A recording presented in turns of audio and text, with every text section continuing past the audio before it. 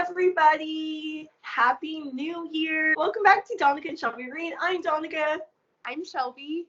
And in today's video, as you can see, things are a little different. A new year, but it seems almost like we're in like the Groundhog Day where it's the same day over and over again. We are practicing social distancing. Shelby's over there at her house, safe and warm. It looks like you always look like you have an inviting background. But so we're just doing things a little different. So we apologize. I feel like I'm in a podcast right now. Like, I feel like this screen is like very in when it comes to like virtual podcasts or like virtual stories or something. Yeah. Okay, so in today's video, we will be going over our top 10 books of the year.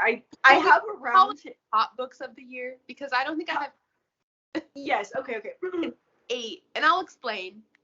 I was gonna say too that I have like more than 10. I have around 10. Our average of 10. We'll average out. Yeah. So these are our top books of the year, averaging around 10, somewhere around 10 books. I was gonna just start off with 2 like honorable mentions that I just want to just talk about really quickly. I'm gonna start off with the book that I swear it feels like I read this like 2 years ago. I can't believe it was 2021, but it was Eleanor Oliphant. Eleanor Oliphant is completely fine, and that is the book Shelby loved. I think that was your top book of 2020. One of your top books of 2020. Yeah. Shelby talked about it all 2020. And so in 2021, I was like, I need to start this year off with a bang. I read it, I think, in January. It was such a good book. And it's one of those ones that when I was going out of my comfort zone because it is like a contemporary fiction. And Shelby made it seem like it was like kind of heavy, which it kind of is a little heavy. And I think the funniest part is when I was reading it, Eleanor in the beginning is very unlikable to me because she is very quirky, but like you don't understand her yet. And I was 25 pages in and I texted Shelby and I was like, don't know why you had me read this. Like, I think maybe you're off on maybe suggesting books. No, of course she wasn't. It was lovely. And once you get to know Eleanor and you're like, I can relate to her, not to that extreme, but she is this quirky woman with so much more like layers to her. And as you're reading and it was almost like a mystery. It is almost like a mystery, and the ending had twists and turns that I was not expecting. I was like, wow. So although it didn't make it top 10, it was like 11. It was so good. I have one more honorable mention, but do you have one that you can think about? None that I can think of. This year for me was the year of just kind of unlikable characters and books that I wasn't a fan of. So for me, it was even hard to hit my 10. So I don't have any honorable mentions. And I think this was also a year, maybe it took you all year to realize that you are not good at just kind of grazing the surface of a book and saying this is what it's going to be about. It was kind of a running joke, but maybe that's probably one of the reasons why you just didn't like a lot of your book. I find that when a lot of the books I really didn't like this year, it was because I thought it was going to be something and it was not. And I was like, I hate this book, but it's not the book's fault. I just was led to believe this was going to be a thrilling something, and it was like not, The next one that was an honorable mention, it's a very honorable book and an honorable author. It's Digest 10 Short Stories by Convicted and Plausible People Eaters by Evan Witmer. This is an author that actually reached out via our email. It was like, hey, do you want to read this book? I can like give it to you digitally, whatever. And I was like, it was already published. I was like, hey, you know what, Evan?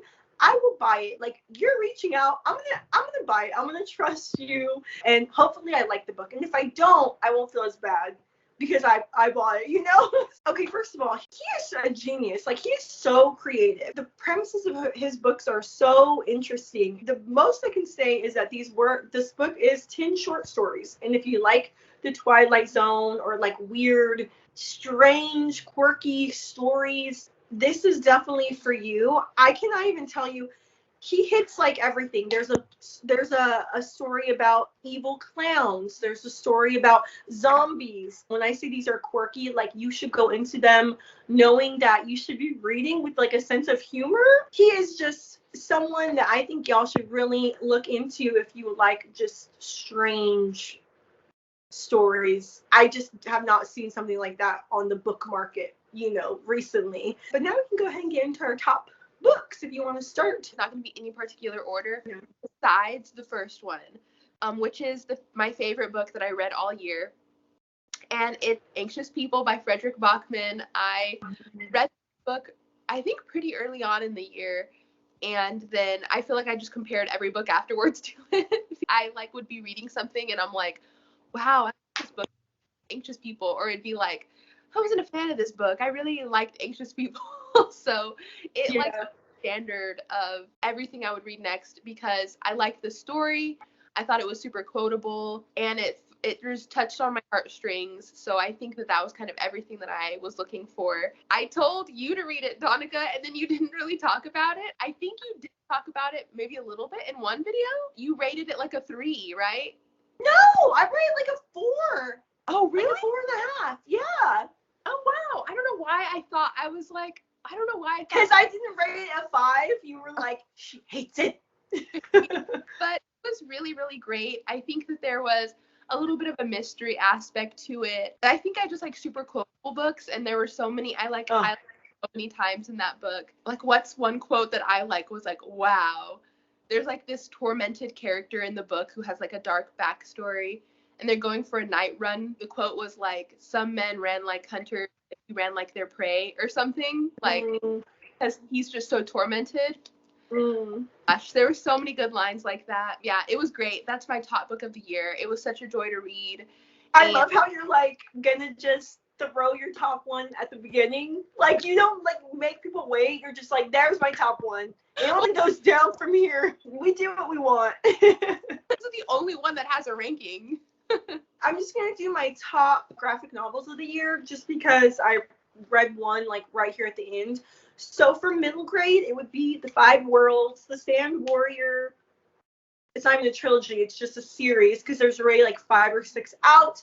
This is such an epic, fantastical book. It has a lot of representation. I feel like there's a lot of deep themes and things to think about. So if you love middle grade, or even if you don't, if you just want an easy, fun graphic novel, I've talked about this over the year. So good. And then for adults, because this one is very graphic, nudity, violence, everything, and that is the Saga series by Brian K. Vaughan and the illustrators Fiona Staples.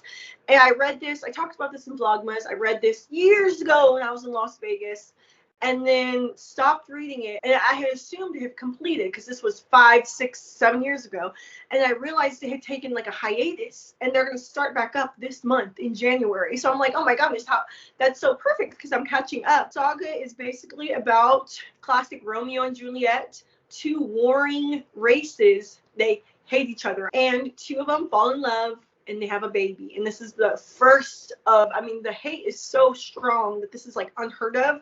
And the governments of both races don't want it ever to get out because that almost will just, it's like a little seed of hope. Like, can there be peace between us if these 2 could fall in love? So of course they want these 2 dead. They want the baby captured. A lot more than that, but that's like the basic premise. But there's just so many awesome evil characters, good characters that turn evil, just very morally gray. Everyone is very morally gray, it feels like. Yeah, I highly suggest that for any adult lovers of graphic novels. It's like one of the best graphic novels I've ever read in my life. Do you want to do another book, or? I can do another book, but I will mention I didn't get to finish it. I still have it checked out. Actually, it's a little bit overdue, but... That's a bingo for our next Vlogmas. Shelby, you gotta be honest with us. Do you have an overdue library book? Oh my gosh, that's why I'm gonna just stick to Libby. My library is so much easier to get books from, but Libby will automatically yank it away from me when it's due. That is so much easier for me. So I'm like, I've learned my lesson with the library. Until I am a more responsible person, I'm not gonna check stuff out anymore. Really quick, while you're getting your book, that I think it was in New York, the New York public library system got rid of all fines and cleared everyone of fines. And it kind of makes sense because if you think about who uses the library, a lot of underprivileged, maybe poor people, like that should be their safe place. So to have these fines, it's like taking away something from them. Maybe they don't have. We look at all of us. I mean, who among us has not been late at the library? You know, I have an overdue book. So I'm like, that is incredible. And it almost seems like, you know, even if it's like public taxed or funded to pay for these fines, that's such a good idea. I mean, I read a few librarians who were talking about the fines on like the social media or whatever, and they're like, you know, we want you to come back. The fines are just there to encourage you to bring your books back. A lot of people who were like waiving fines and stuff during COVID were like, please come back. Like, keep checking out books. Don't be scared to come back. Yeah. Lost a book or something. Yeah. And it is kind of sad because like once it's overdue, I'm like, now I'm ashamed to go back. I know. But so the book that I was going to read, it's called Uzumaki by Junji Ito, and he's a horror graphic artist. I think he's pretty popular he has like some web series, I think. But Uzumaki is like, it's all about the spirals. Have you ever seen any of those pictures? I've heard of that. I've heard of that one. Yeah, it comes up a lot. Look, and I'm just like, this is overdue. I need to turn it back in. So I'm trying not to read it because I'm like, I have to turn this in. Why am I going to read it? So, but anyways, I was going to read that graphic novel for Spooktober. But anyways, now I can go into my next book. So I'll go into a book that I cannot believe that I read this year. And I literally refuse to believe that I read it, except it was in my most anticipated read of 2021. So I know that I didn't read it in 2020 because I anticipated it for 2021. Yeah. It was The Push by Ashley Audrain, which I can't believe that I read that this year. It feels like so long ago that I was by this book. I remember closing this book and thinking, this is the worst book I've ever read.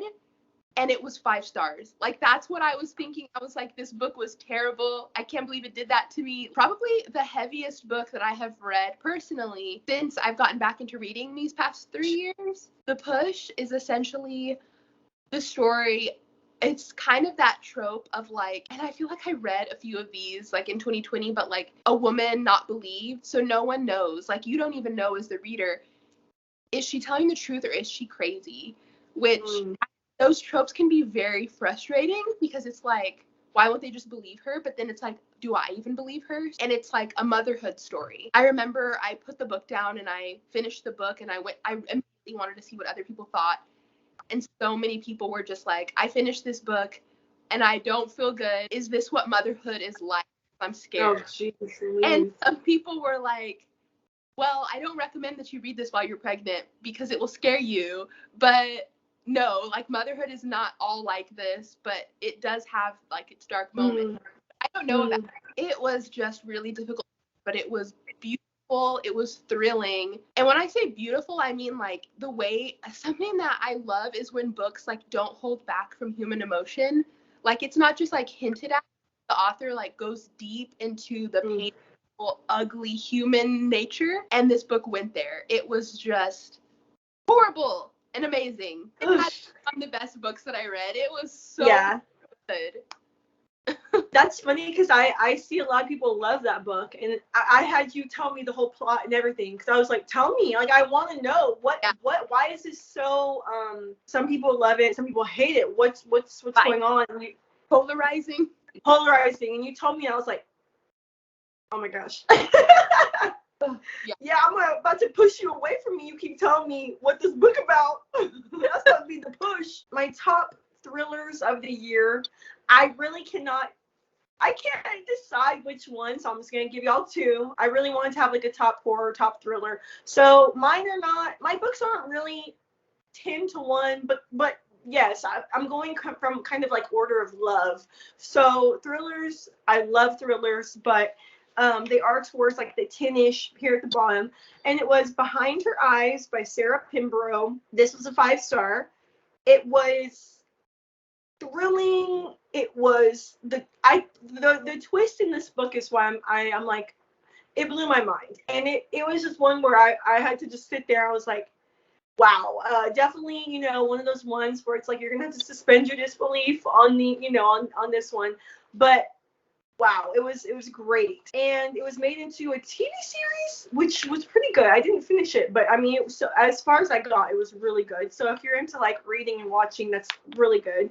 And then the next one's Local Woman Missing by Mary Kubica. This one, once again, the twist, I just, when there's a thriller where I don't see the twist coming, because maybe you're not getting all parts of the puzzle, or maybe you're being led to believe this, that's how you trick me. You know, you have to fool me by not giving me everything. So when the twist came, I was like, what? I was just not expecting it. So anything that can just fool me, I'm already like, you're, I love you. With this one, the premise is basically a woman goes missing, and then not long after that, a mother and her daughter go missing. How are they connected? This was like 11 years ago, this all happened. And then 11 years later, the little girl, her name was Delilah, who had went missing with the mom, she shows back up. And they're like, where have you been? What's going on? So it kind of goes from there. You're getting bits of the past and then the present, trying to figure out where has this poor little girl been for all this time? What's happening? Those are definitely my top thrillers of the year. I highly suggest them. So what you got for us next? I'll probably Looks at your 3 books in front of you. I know. Choose 1 or 2. We'll just transition from heavy to the other heavy book that I was talking about that I read this year. My next book was extremely heavy. I feel like I did a pretty good summation of it when I talked about this in a wrap-up a few months ago. It's My Dark Vanessa by Kate Elizabeth Russell. I don't know if this book would have been on my radar had a few of my favorite YouTubers not had one of their top books last year. I don't think that this book would have ever caught my eye otherwise. It essentially is the grooming and then assault of a young girl in high school by her English teacher. And the book goes from point A to point B of the whole thing, A to B, and then the aftershocks of the whole thing. I think that something that was so valuable to me about this book was it almost teaches a lesson about, in some cases, it really takes just one person to notice the signs and see it happening. And especially if someone who works with children or minors, to try to notice the signs, because it starts so subtly and it builds and snowballs, but there are times that you can catch it and you can reach out and you can The book just did such a great job from not shying away. And yeah, I think it taught me a lot. It was heartbreaking, but I think it's a story that some might be scared to tell because they might do it in an insensitive way, or they might just not do it justice. But I think Katie Elizabeth Russell did it in an excellent way. At least from my opinion, I didn't see any missteps. It was a really great story. The writing was great. And I felt like I learned a lot from it. So I think at the end of the day, I think I rated it 5 stars. It was eye-opening, and it was jarring, and it was very disturbing. Yeah, definitely one of the best books that I read this year. It's funny because I've heard a lot of people, a few people that have talked about it, because I know personally that's not something that I'm comfortable reading. I have heard people say, wow, this, like you said, did not shy away from the topic, and it helped teach me something. Wow, how important is that? If you're teaching you and at least this one other person I've heard, so I'm sure so many more people read that and they were like, this changed my perspective of someone that is being groomed. Yeah. And a groomer. It taught me so much about victims, and it made me, I thought that I was already, if I met a victim, I could be an advocate, I could be someone there for them, but this taught me, even personally, I can do more. So wow. taught me more about victims. It was just so good. So beautiful. That's awesome. That's so incredible when a book can do that. I don't know if the author has any type of how she researched or knew anything of how to present this. She actually was in not a similar situation, but something she definitely had some elements of these things herself. I'm going to blow through my next 2 books just really quickly because I know I probably have just a few more than you. So my top horror of the year was The Final Girls Support Group by Grady Hendrix. Mr. Grady is probably one of my new favorite authors. I read 2 books by him this year, but this was his newest release, and he is just I feel like someone that can write for the masses. I feel like he is a very likable author. I had done this Final Girl video where I read 3 Final Girl books, and this one was just so good. Like, by the time I got to his book, it was the last one I was reading, and I had not had what I wanted from a Final Girl book. Like, I just hadn't, none of the other books that had hit me like I wanted them to, or hit what I thought a Final Girl book should be. And this one definitely did. Yeah, one of my top new authors of the year for sure that I had found. And so then this is not my top sci-fi of the year, but I only read 2 science fiction books this year. Literally openly say how much I love science fiction, and I just don't read it. I don't know what's wrong with me. So this one I read at the beginning of the year, and it's Recursion by Blake Crouch. Blake Crouch, oh my goodness. I am very soon, very, very soon, I'm going to pick up the rest of his work, and I'm going to add it to my top of my TBR. This one is, oh God, it was so good. First of all, beautiful, and it was only like 320 pages. He really just blew my mind and took me there in 300 pages. Like, it could not be done by anyone but Blake Crouch. So what's happening in this book, just to sum it up very quickly, because there's a lot, he does a lot in 300 pages, is that people are starting to, for some reason, all of a sudden, all these memories rush to them of this life that is similar to their own maybe, but different. And in these memories, they experience this whole life where they have a husband, they have kids, and it's like they wake up and they look around and that's not their life. They don't have that husband. Maybe even that person exists, but they don't know them. There are no kids. You know, and this is like one of my worst fears. Yeah. Like I always say, like just waking up and not having your kids, like the science behind it and how he just it was like taking a 10-year journey. Like, I felt like I had been reading this book from this page 1 to page 300. I had gone through so much. I was just like, holy cow, like I cannot believe the character growth and everything that's happened to these people. It was just so good. How did you find out about him? He won, I think, Goodreads sci-fi. He was either a runner-up or a winner, so I found him through that. All right. I just realized also, I literally have the push, and I didn't hold it up to push talk. I'm upset about that because I actually had something to hold. I guess I'll talk about the other physical book that I read. This book is its own honorary member. This man is an honorary member of our channel because he's shown up so much. There's 3 books in this. This book comes up every Spooktober because it's 3 Stephen King novels. But this year I read The Shining. I don't know if I've said that I liked Salem's Lot or The Shining better.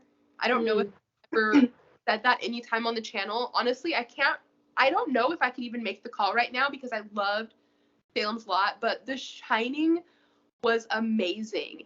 And I think it was even more amazing because, like I've said before, I somehow went my whole life without seeing any Shining content or like having any Shining spoilers. And what it was is that I just didn't know some of the content was The Shining because I finished The Shining and I immediately Googled because I was so interested to know how they were casted in the movie. When I saw that it's Johnny GIF, I was like, this is from The Shining? I've obviously seen that scene before. Yeah. I just had no clue that was The Shining. And after seeing that, I was like, where would that have even fallen in the movie? It was just like the characters, like the lady with the black bangs. I was like, this isn't who I would have casted. Like, what's going on? Oh my gosh. The Shining was so great. I loved it. Stephen King, what I've loved about Salem's Lot and The Shining is that if it's paranormal, if it's monsters, if it's a creature feature, it's going to be those things. It really is. It really is a vampire. It really is a haunted house. Like, I love that. I love that he just takes you in. Like, with The Shining, the guy is like, oh yeah, he's like, what, is he an alcoholic? So it's like, oh, it could just, like with most disappointing books, oh, he was just an alcoholic and that's what was manifesting everything. But with Stephen King, he's like, oh yeah, he's an alcoholic that's manifesting things, but also the devil. You know?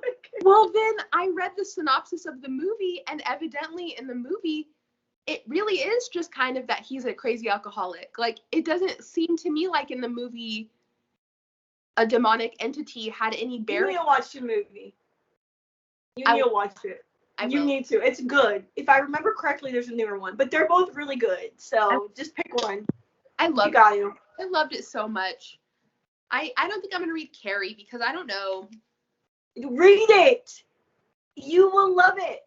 It's dark, but it's dark. It's sad. I mean, it's sad, but it's sad. Absolutely amazing. I love that Stephen books are always like one of the highlights. I think it's just because I keep reading some of his most popular books, so of course they're going to be good. Yeah, but they're all really good. And his older stuff, I mean, great. Like, iconic, you know? Iconic horror. So I'm going to go ahead and move on to my number 7 book. Yeah, this is like 6 or 7, whatever. Okay, so it's going to be Razorblade Tears by S.A. Cosby. Thank you, Book of the Month, for leading me to this book, because this is not something I would have ever leaned into. I actually thought I was doing something wild, and I was like, ooh, I'm going to read something really heavy, and, you know, I'm really doing this. And this is actually, I cry with every book. I think I maybe shed one tear, because mostly this is a thrilling story where you're just rooting for the main characters, and you're just like, they're out there kicking butt, and it was really just a true thriller with sad undertones, not devastating, which is why I thought this was going to be, because we have a black man and a white man, and the only similarity they have or connection is that their sons were married to each other, and both of them were not good fathers or supportive fathers of their son's relationship, or just in general, they weren't the best of fathers. And so when their sons are both murdered, they're now kind of forced to start interacting and like confronting their own failure as being a father, you know, just love your child despite anything they could do, or especially just who they love. So they have to confront that, knowing that it's too late to say, you know, I'm sorry. But the only way they think we can say we're sorry is to figure out who did this and make them pay. So I don't know. It's good. I'm gonna give this to you, because you're gonna read it and you're gonna be like, oh my goodness, this is what I needed. This is a book that I would love to be seen made into a movie, and I'm sure the casting of it's Ike and Buddy Lee.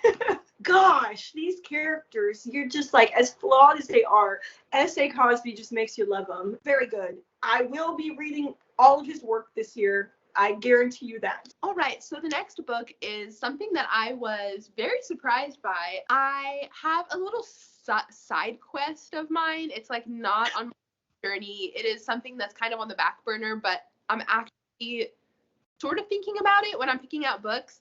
Is I really would like to read more of the books that I did not read in high school. I say this all the time, but I wasn't a very good student. I didn't really like school. And so I would do my assigned readings. I did them sometimes, and I always enjoyed them when I did them. And so I wanted to go back and read some of them, because I knew I liked my English teacher's taste, and I want to go back and read them because a lot of critically acclaimed or whatever. So one of them that just like popped into my brain one day, I was like, As I Lay Dying, like that was the title of a book. Like, I wonder what that was all about. And so sure enough, I don't know where I got it from. I don't know if I got it from like one of my half-price book runs. Yeah, I think it was half price. Well, somehow I found it, and I was like, let's give this one a go. And I ended up loving it. So As I Lay Dying by William Faulkner is, I believe it's a classic, and essentially something that I love is like inner monologue, I guess. Like, I love what someone's thinking. I like when a lot of the book, it happens inside someone's head. It's not necessary. I'm okay if there's not a lot of action happening outside. I'm okay if a lot of it is inside, which I know some people don't like because they think it's slow, or they're like, where's the action? You would hate As I Lay Dying. I would hate it. It is straight up inner monologue, but stream of consciousness. So a lot of people's gripe about the book is that they think it doesn't make sense. Let's say that As I Lay Dying was in my brain, it would be like, recording a video right now, don't know what to say, feeling a little weird. It's a little bit more structured than that. It's a family who's, you know, the matriarch of the family, she dies, and they want to give her a proper burial in her hometown. They are so extremely poor. And so to get her there, and in the weather conditions, is like nearly impossible. And we get to follow all of the family members. There's like tons of boys, a girl, and we get to see inside their brains as their mom dies and as they take the journey to go bury her. And it was beautiful. Anxious People and As I Lay Dying were probably the most quotable like Mm. moments that really stuck with me. I'm glad that I read it, and I'm glad I gave it a chance. I'm having a foot cramp. As I like cramping. Oh my gosh. That makes me have my own side quest. I want to read Little House on the Prairie. I read that book a handful of times when I was growing up. I remember loving it. So that's something I need to look for when we're at like half price, when we do a little half price run. They might even, I'm sure they have a collector's edition or something like that. I think it's Laura Ingwald. I'm not sure. Barnes & Noble has just been putting out really pretty versions of a lot of those kinds of books. I gotta go. Okay, so my next two books. Oh my gosh, how many? Oh shoot, no, there was a hidden book here. The next book that made it to my list is The Eye of the World, the Wheel of Time book. What got me into this is this TV show on Amazon, which now that I have finished the book and the show, season 1, the book was better, which is such a cliche. And I know you can't fit everything. You look frozen. Are you frozen? Shall we? Insanity, sheer insanity. Do I look all right? Be honest. Is it like you a little look okay? gray? So just really quick, I don't even know where I left off. I just looked at you and you're like. So I don't know how I feel about the TV show. They definitely had to skip through different parts of the book to get to a more concise season 1 ending or conclusion. But to me, it was very different. But I am very happy, and I'm happy that I started watching it because it made me just love the story so much. I picked up the books. My goal for this year is to read book 2 and book 3. Yeah, it was such a 5-star. It was a 5-star read. This is probably the best fantasy book I read this year. I've always wanted to read like an epic fantasy, like Lord of the Rings, or just something that was made years and years ago. It's just always such a daunting task. This was just, I wouldn't even say an easy read. I had mentioned in my Vlogmas that they had even put it out as like a YA. They tried to release it as 2 books. The first book as 2 books and release it to like a YA audience. I don't think that really took, but that kind of gives you a little idea of what the writing style is like. I love that, and that was definitely one of my top books of the year. I'm going to go ahead and just do my next 2 really quick. 2 of my favorite books. These are 2 books that I will say I went into them thinking they were going to be one thing, and they just blew my mind. And they were really a lot deeper and a lot more emotionally, like they made me a lot more emotional than I thought it was going to be. And that is The Grace Year by Kim Leggett. I read this early on in the year, and I was like, this is going to make my top 10. There's just no way it won't. It is about a group of girls who enter their grace year. And during that year, which I think it's when they turn 16 or something, they have to go out.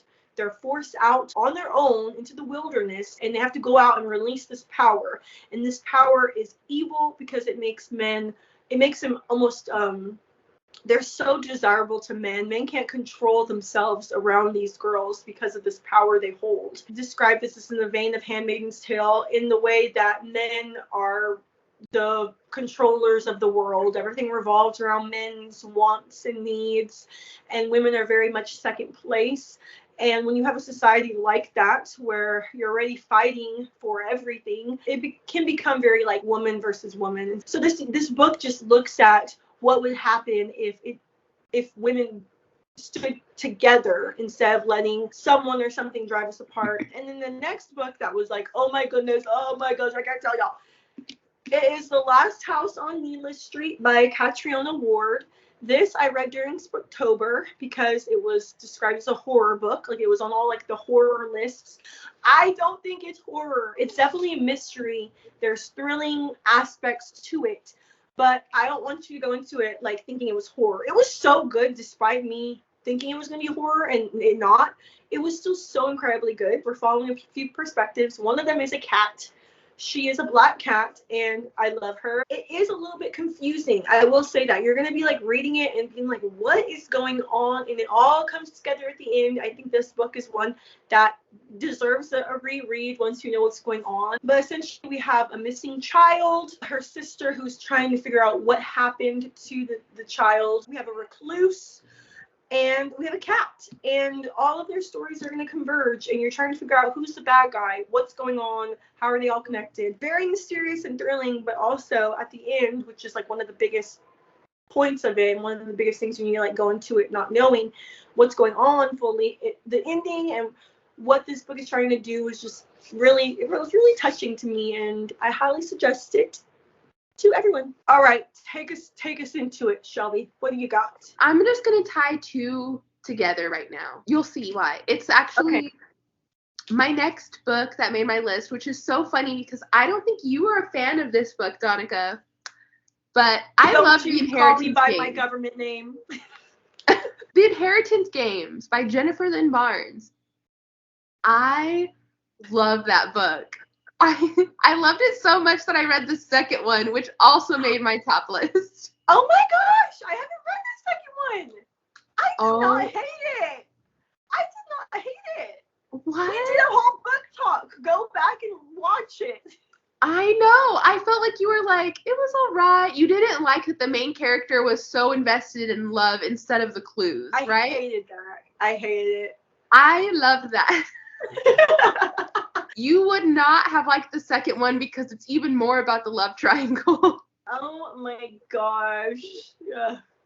Guys, The Inheritance Games was so fun. I have not been this invested in a love triangle since probably the Hunger Games. Don't say it. Oh, don't say it. Don't you dare compare that love. Peter and Gail. I would never, ever, ever compare any love to the Hunger Games love, first of all. I'm sorry to the Inheritance Games. You made my top list, but you are not the Hunger Games you think you are. Just kidding.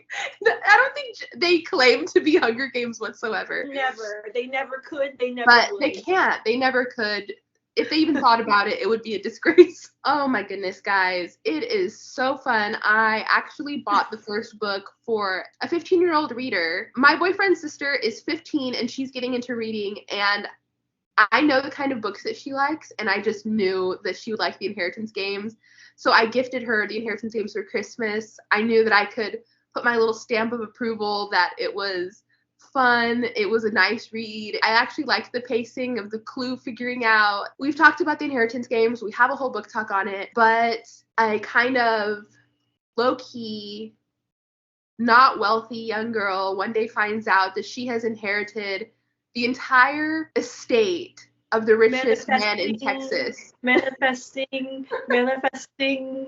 She goes from having absolutely nothing to having absolutely everything. Her house is so big, she says that she could live there for years and still not know every part of it. She also inherited two brothers. The love of two brothers. Oh my gosh. And that's the fun love triangle. So the richest man has a bunch of grandsons who live in the house with her. And they are just charming and handsome, and they're all different because their mom had them all with like different fathers, so they're all like look different and they're a little bit different in their own ways, but they're all charming. So she's just like, what do I do? So that's the book. It's so fun. I loved it. So little time, so many brothers, so little time. I'm like, ma'am, can you please be quiet and solve the damn riddles? Oh, so the riddles, she has to figure out why this man chose her, because this man was a jokester and a prankster and a riddler. So he left bunches of clues to figure out why this happened. And Donica didn't like that she wasn't focusing on the riddles, she was focusing on the love, but... Well, I mean, just if you go into it knowing the main draw is not 100% the riddles. I want riddles. I want to solve the riddles, mother. Let me solve the riddles. Our thoughts on the book summed up in 20 seconds. Yeah, don't even watch our book talk. There you go. There it was. We have made it to my top two books of the year. We have number 2, and then number 1 is adult, and my number 1 middle grade, which if you have watched me for any period of time, you know what my middle grade is going to be. Now, this is a hard one. This is a hard one, y'all. It's really like, okay, my top 2 books are so close. I might as well just show you one and just know they're interchangeable, because my number 2 or 1 would be A Court of Silver Flames by Sarah J. Maas. She is everything to me. I love her. This is my favorite series right under Harry Potter. Look at this guy. She's one of the only authors that I can truly read anything she writes as much as she wants, and I won't complain. I won't complain once. There you go. That's number 2. Amazing, incredible, never been done, never could be done. I'm super excited because I want to say 2020 she released Crescent City Book 1. Then this year it was the 4th book of A Court of Thorns and Roses. And then here in February, I believe February, she's going to release Crescent City Book 2, which I made Shelby read Crescent City, and she was like, oh my goodness, I didn't realize this genre existed.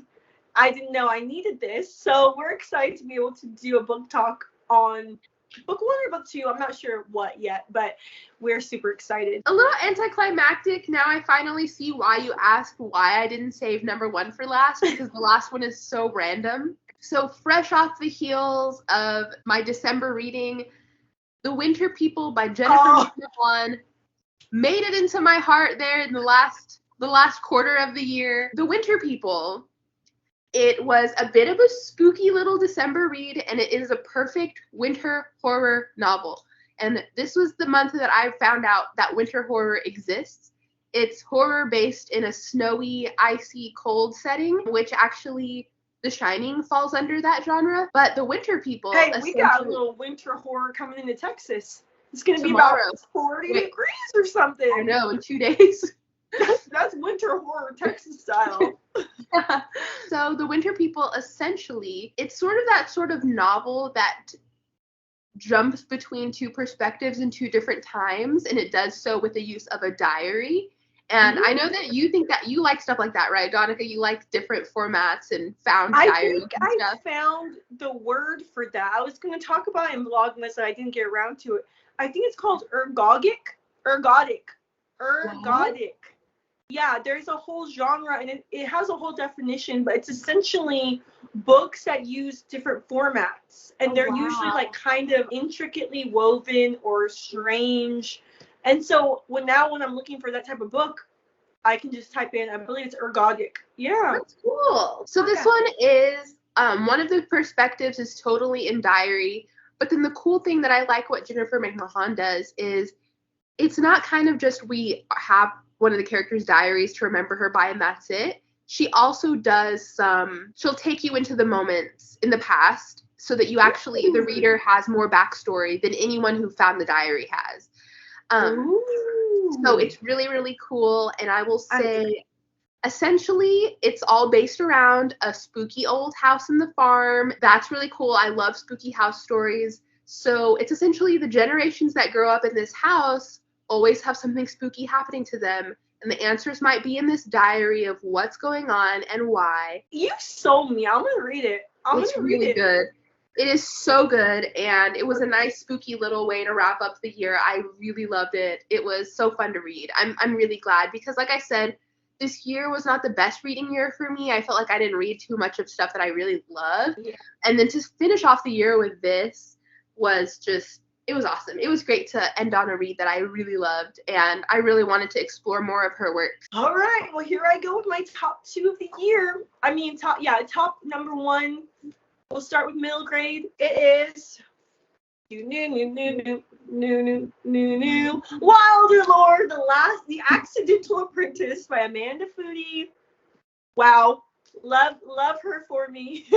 The second book's coming out February 1st, so I'm about to do a reread of this. But really quickly, this is so good. More people need to know about it. But we have our main character, Barclay. He lives in this little boring town. And you know what's really cool? In the new editions, she added a map.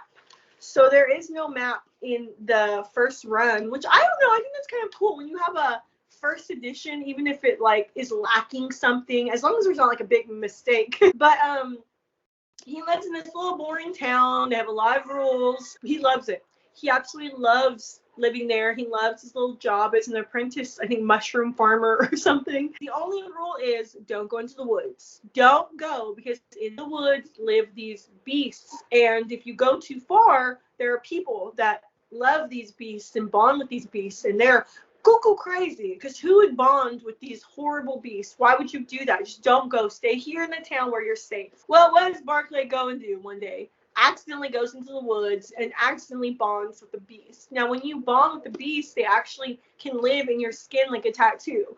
So me being heavily tattooed, loving and appreciating tattoos, and also loving Pokemon, growing up with Pokemon, to be messed up. Essentially, you know, you have almost like a Pokemon-esque type of relationship where you can call out these Pokemon, not Pokemon, and kind of like with Pokemon, if they don't respect you or trust you, they might not come out when you're at your beck and call. They might stay on your skin. So it's just such a good story. I feel like it has so much potential, and I follow her on Instagram, and she just talks about how I think she's already editing book 3. Just like so exciting. So I highly recommend that book to everyone and anyone. And then my number 1 adult book of the year, my only second sci-fi I read, and I finished it like a few days ago, y'all. Like, that's how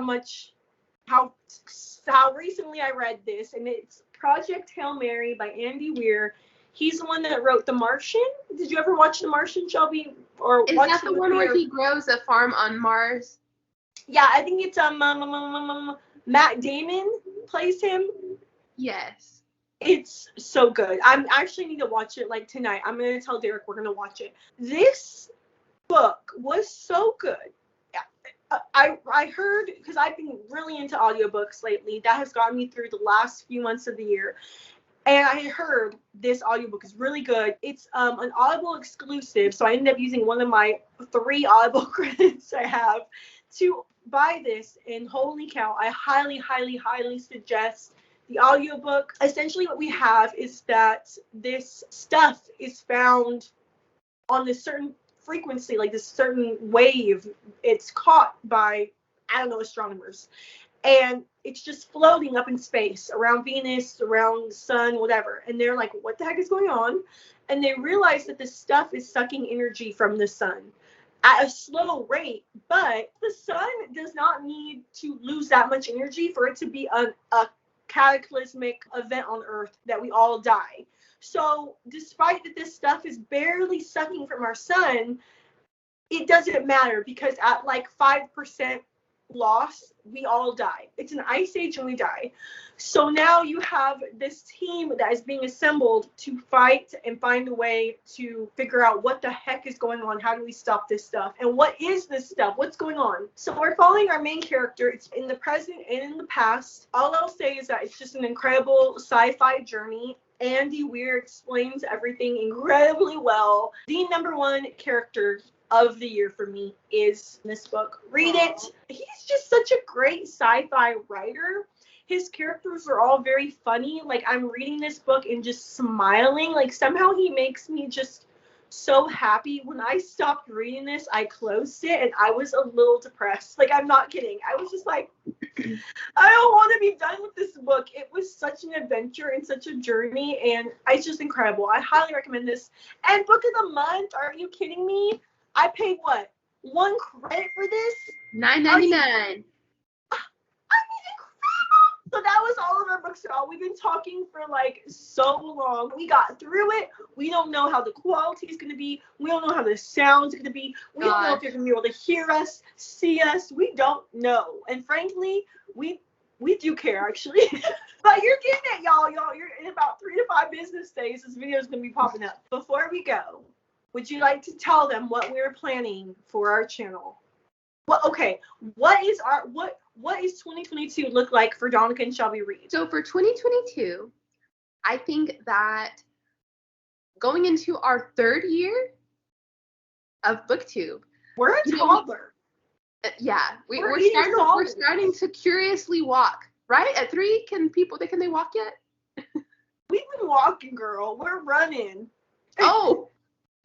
We're picking foods off the ground and putting them in our mouths that we're finding while we run around the house. So we've had 2 years to sort of try out a variety of videos, different formats. We sort of started off with book talks. We sort of ended this year with vlogging. There have been so many things that have happened along the way of starting this channel. A pandemic, me moving to 2 hours away. So many things have changed, so many things have happened, and we have had a chance to try out a variety of content. And I think that Donica's brain sort of, I think it was collaborative, but Donica sort of planted the seed of like, hey, how about we go to what we love and what our viewers sort of love? Like we can tell by the views and the interactions and what we truly like. And I think that, I know I can speak for me, but I think both of us really enjoyed vlogging and both of us really enjoy book talks. And I think that our audience also enjoys the book talks. So going into next year, we really want to focus on those things that bring us and our audience a lot of joy. So Donica, would you like to explain what this will be called and what it is? Because I feel like the name was your brainchild. Okay, so starting off, we're going to be doing book talks. Basically, our channel is now book talks, which, like you said, we started with that. That was our main goal. And it just became, the only reason we stopped, and this is just honest to God, the channel would have died if we had not incorporated other types of videos, because it was hard to come together a lot of times in the last year. But book talks is where we wanted to be, but then Shelby moved, and like it just became harder. We were like, no, we're gonna make a real effort, but we want book talks to be the main focus. But the special thing, like Shelby was saying, we were like, man, we love to vlog. Not every day, but we do love it. And my whole thought process was, I watch just a few people on YouTube, truly, but the vloggers I watched, most do combined days. And the main person behind my thinking was Nicole Guerrero. She's like an OG YouTuber to me. She's been around a long, long time, and she does this thing called Yesterdays. I don't think I've even seen anyone use that title. It's just so her and what I think of. So Yesterdays consists of just that, her putting a bunch of days together, things she's been doing, and she'll just post them whenever she feels like it. So I said, Shelby, let's do something like Yesterdays, like something like we just film randomly throughout the month and post weekly, bi-weekly, monthly, whenever we want, whenever we have content. But what can I called her, I'm like, this is what we should do, but what can we call it? What can be like a book version of Yesterdays? And I asked her, and then it pops in my head as I ask her. So explain like the conversation. Yeah, so she was like, I mean, yeah, exactly. She's like, it's got to be something, catchy but book related. I don't know, like these are the chapters of our lives, like chapters. And we were like, wait a minute. That's it. That's it. And then I felt bad because I literally had called Shelby to give me help. And I'm like, you're not going to beat that. That just, that, because like, what does a book have? Chapters. Mm-hmm. So in honor of Nicole Guerrero, who does her Yesterdays, I was like, we need to have chapters. And that is our version of just a sum of whatever's been going on in our life. I don't know if it's going to be like, I don't want to see like chapter 1, because then we have like 300 chapters. Well, I've noticed that some people who vlog and they'll do like once they start vlogging, they'll call it something and they will say like episode. And I know some people who are like on 78 or they're like on 100. So we can remember them. So we could do chapter 1, and I think it would be really cool to label it what's happening in the video or something funny. Chapter 1, Shelby pays for overdue library fines. That needs to be my chapter 1. So that is our thing. I'm tasking Shelby. She did so good with Vlogmas. You definitely got compliments on the Vlogmas theme. It was so good, and I know it was so easy for you. You threw it together, and it's just so good. I know. I was like, do you want something for the front? Okay. Bam.